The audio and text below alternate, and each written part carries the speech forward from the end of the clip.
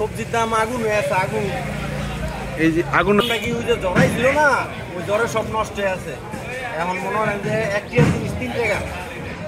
এই জালি এই কদিন কিনছি 10 টাকা 15 টাকা, আজকে জালি 30 টাকা পাইকারি কিনতে লাগে। এক সপ্তাহ বা বৃষ্টির পরের তো নেই, দ্বিগুণ দ্বিগুণ না 4 গুণ হয়েছে। 6 টাকার জায়গায় 50 টাকা, 4 গুণ খেয়ে 8 গুণ হয়েছে। 6টা 48, 8 গুণ বাড়ছে। মুন্সিগঞ্জের আড়তগুলোতে মাত্র 10 দিনের ব্যবধানে কোনো কোনো সবজির দাম 8 গুণ পর্যন্ত বৃদ্ধি পেয়েছে। তবে অধিকাংশ সবজির দাম কমপক্ষে 3 গুণেরও বেশি বেড়েছে। কিছুদিন আগে ঘূর্ণিঝড় রেমালের প্রভাবে বৃষ্টিপাতে জমিয়ে তলিয়ে যাওয়ায় এই অবস্থার সৃষ্টি হয়েছে বলে ভুক্তভোগী কৃষকদের দাবি। ঘূর্ণিঝড় রেমালের পরে তলিয়ে যাওয়া অপরিপক্ক সবজি তুলে বাজারে বিক্রি করেছিল কৃষক। সে সময় সবজির দাম অর্ধেকে নেমে আসলেও এখন সেই সবজি 3 গুণ থেকে 8 গুণ বেশি দামে বিক্রি হচ্ছে। সরজমিনে সদর উপজেলার বজ্রযোগিনী বটতলা, বজ্রযোগিনী বাজার, টঙ্গিবাড়ি বাজার, বরলিয়া এলাকায় ঘুরে দেখা গেছে এই চিত্র।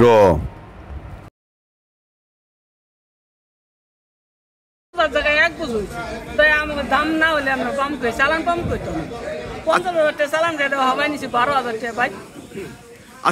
বৃষ্টি হয় নাই গা, পানির অভাব পড়েছি, খালও বান্ধাছে সরকারে, খাল কাটাইছে আমাকে কিন্তু হুক না মরমরি তৈরি আছি, ব্যাগ গাছ মরে আছে আমাকে। এরপরে যাই তো আবার আসছে তুফানে, বৃষ্টি একেবারে শেষ, যাই ধরতে লইছিল একেবারে শেষ করে দিয়ে গেল।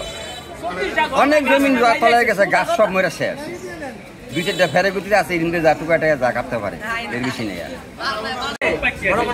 সব পাগালাইছে, মাল নাই তো, সব পাগালাইছে মাল। যে জায়গাটা মনে হয় 200 কেজি, এই জায়গায় 50 কেজি, এ কোনো লাভ নাই। এই মৌসুমে মুন্সিগঞ্জ সদর ও টঙ্গিবাড়ি উপজেলায় বিস্তীর্ণ জমিতে চিচিঙ্গা, দুন্দুল, লাউ, শশা, করলা, কুমড়া, ঝিঙা, বেগুন সহ অন্যান্য সবজি চাষ হয়। আলু উত্তোলনের পর ওই জমিতে কৃষকরা এই ধরনের সবজি চাষ করে থাকেন। এই সবজিগুলো একদিকে যেমন এই সমস্ত আড়ত থেকে সরাসরি বিদেশে বিক্রি হয়, অন্যদিকে এই আড়তগুলো হতে বাংলাদেশের অনেক স্থানেই এই সবজিগুলো গিয়ে থাকে।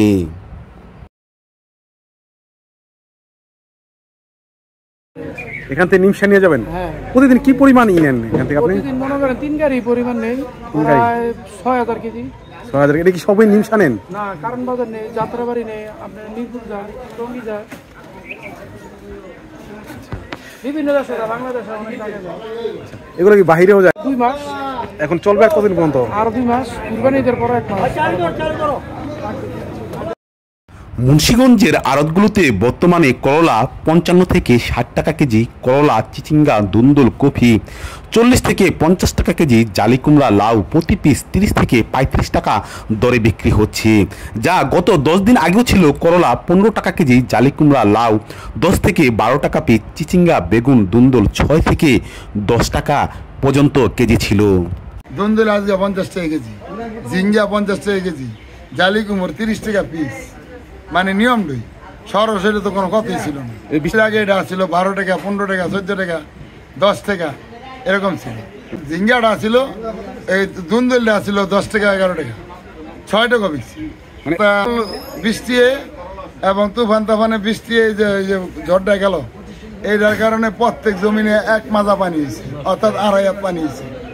এই 2.5 হাত, 2 হাত, 1.5 হাত পানি হইয়া সব জমিন নষ্ট হয়ে থাকে। এই গিট হইল বিটেইলা জমিন, ওষা জমিন, যার কারণে অল্প কাটা মাল আছে, তার বর্তমান মূল্য 60 থেকে 55-50 আছে। ওখানে এই যে এইটা আমার বাংলাদেশের মানুষ খাইবে। দুন্দুল 50 টাকা কেজি পাইকারি। 3 দিনের লেগে আলুর লেগে একটা গ্যাঞ্জাম করে আলুটার দাম বাড়াই দিছে। ওই যে ভোক্তা অধিকারী কি জানে, কোনো জমিনে নাইমা দেখছে? দেখে নাই। আমি এখন বিপক্ষে কই না, কিন্তু এরা যদি অধিকারটা খাড়ায়, সম পরিমাণে খাড়াই দিব। শুধু আলুর উপরে খাটাইছে। দুন্দুল খেতি, করলা খেতি এগুলি হলো যার যে দক্ষতার উপরে খেতি করে। এইপরে দোকানে নিয়ে কত বেচবো? ওখানে ওই কত লোক আছে ভোক্তা অধিকার গিয়ে সামনে খাড়ায় আর কয় এটার দাম এত, এটার দাম এত। হেরা সিন্ডিকেট করছে। মূলত কোনো সিন্ডিকেট নাই। গৃহস্থের পয়সা পা, এই দেশে গৃহস্থের জন্য সরকার কান্দে না। ডেস্ক নিউজ, বিক্রমপুর চিত্র।